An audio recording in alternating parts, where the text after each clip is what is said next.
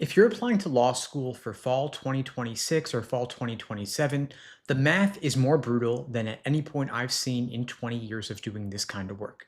And the people advising you on it, your pre-law advisor, the admissions reps at the schools you're considering, they're not going to tell you why. The American Bar Association published every American law school's 509 report back in December. They published the employment reports last week for 196 schools. I went through all of them. So before you put down a seat deposit this spring or you send in your applications this fall, I wanted to walk you through what those reports actually show because the picture is very different from the one you're being sold. Let's start off at the bottom of the market because when you read these reports back to back, that's where the pattern is the sharpest, and you've got to see it before anything else I say is going to land for you. There is a tier of law schools in this country where tuition runs $60,000 to $75,000 a year. If you add in housing and books, total cost of attendance pushes $80,000, $85,000 a year. Over 3 years, students at these schools graduate with more than $250,000 in debt. And then you flip to the employment page of that same report. Every ABA accredited law school has to publish this. It is federally required. And what you find is that somewhere around half of their graduates don't have a full-time bar passage required job 10 months after graduation.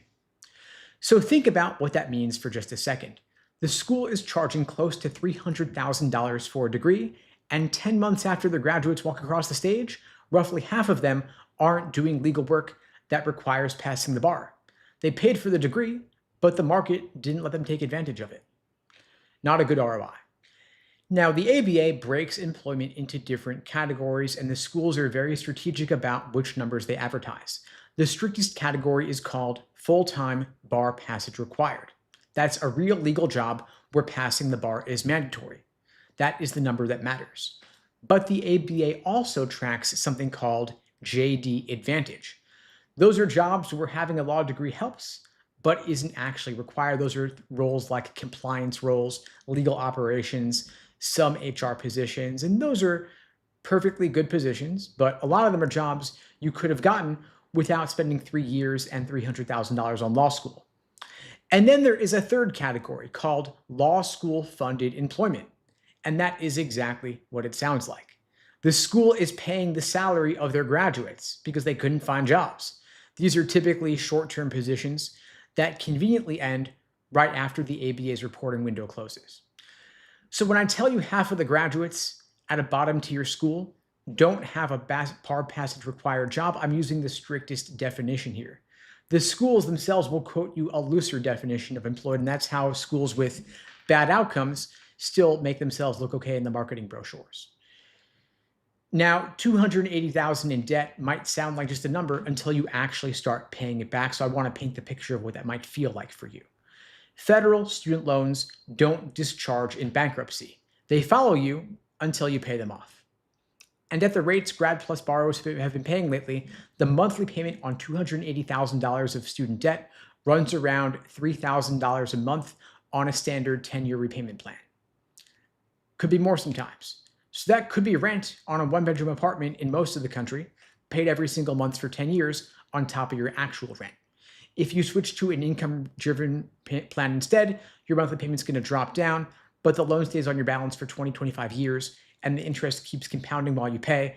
You're servicing that debt well into your mid-40s. And I've seen this happen. Students walk into the second year of one of these schools, already 50K in, realize what they've signed up for, and they have no way out because the loans don't discharge. The job market is what it is, so the students end up finishing off the degree because the alternative is quitting and being stuck with the debt anyway, and that's not a good place to be when you're 25 years old. Now, while the bottom of the market is collapsing, the top of the market is doing better than ever. A first-year associate at a Cravath-scale firm in 2026 starts at $225,000 a year with signing and year-end bonuses. That's $250,000 in the first year. Senior associates at the same firms get $435K base, $575K with bonuses, and those numbers are growing and growing with time. AI is not hurting them. If anything, it's helping them. They're doing better now. Now, the T14 employment numbers in the 509 reports still held up. Some got better. So in other words, the T14 law schools are still giving great outcomes. They give a great ROI. Most other law schools may not to the same extent, which is why I always say if you're going to a lower ranked school, you want to make sure you're getting more scholarship money to offset the drop in prestige. You could go to a high ranked school with less scholarships and great outcomes for big law, corporate law, judicial clerkships, or a lower ranked school with more scholarship money, but the middle is being squeezed out. And so you want to be clear on what's the ROI. You want to look up the stats in those 509 reports, in the employment reports as well, seeing what are the typical outcomes for a graduate at any given law school. Now, whichever path you're choosing, higher ranked or lower ranked schools, the path to getting the best outcomes is the same. High GPA, high LSAT. If your LSAT and GPA are above the medians, you're probably getting in. If they're above the 75th percentile of the schools that you're targeting, you might not only get in, but also get significant scholarship money, maybe even get a full ride. The higher your score, the better the school you get into. The better the school, the better the jobs waiting on the other end. And so if you get a 170 plus, that's not just eliminating your tuition or getting you a full ride. It moves you into the tier of schools with the best employment outcomes, moves you from getting a JD Advantage role or a law school funded role into a real big law offer even before you finish 2L. In contrast, if you've got a 155 and you're picking between two law schools, you're picking which bad outcome you want to subsidize. In contrast, a student with a 170 is picking between different awesome career options. And so better LSAT, better scores, more options upon graduation. If you're starting off in the low 150s, getting to a 160 plus is pretty doable within just a month or two. If you want to get from 160 to 170, it's going to be a little bit harder. That's another couple months. Because at that level, you're typically not learning new concepts. You are eliminating small, persistent mistakes under timed conditions. And then getting past 170 into the 175 plus range is yet another level of your prep. Not everybody gets there by definition. Only 1% of applicants get into the top 1% of LSAT scores, of course, by definition, but most people don't even need to. I mean, honestly, if you get a 170 LSAT score for a decent regional law school, that will unlock a full tuition scholarship and you'll have real employment outcomes. But realistic timeframes, don't rush it for June in 5 weeks if you're not going to be ready.